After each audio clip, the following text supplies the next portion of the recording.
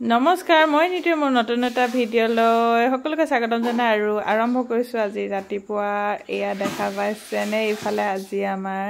পূজা লাগিছে পূজা এয়া পূজাত পইচা বেলেগক নিদু সেইকাৰণে আমি দুইটাই কৰিছোঁ গ্ৰিলত পেইণ্ট মানে 7 বছৰ হৈ গ'ল আৰু গ্ৰিলখন একদম অৱস্থাটো বেয়া দেখিবলৈ মানে কালাৰটো বেয়া হৈ গ'ল মামৰ ধৰা নিচিনা হৈ গৈছে বগা কালাৰ আছিল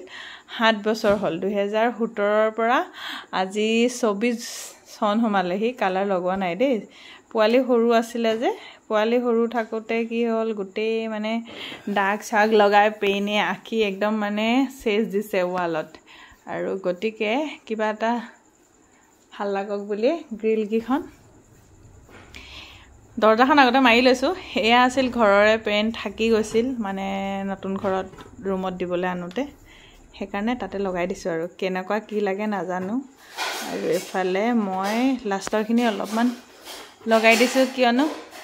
বেটাক আনিবলৈ গ'ল এখেতে আৰু সেইকাৰণে মই লাষ্টত অলপমান কিবা অলপ সাইডৰখিনি বাকি আছিল সেইখিনি লগাই দিছো আজি মুঠতে দৰজাখন হ'ল বাকি পাছৰখিনি আৰু লগাব লাগিব কালাৰটো যিমানখিনি যায় সেইখিনি চাই লৈছো মই ভাবিলো কিনো দিম আজি এটুকে দেখাই দিছো ব্লগটোত মই দিনটো কি কৰি থাকো সেইকাৰণে আৰু মাজে মাজে দুই এটা ফটো মাৰি দিব দিছো সৰুটো আৰু হেনেকে কৰি পেলাই সৰুটো ফটো মাৰিবলৈ দি আৰু এফালে মই কৈ আছো মোক দুকপিমান ফটো মাৰি দিয়া এয়া দেখিছেনে কি পজ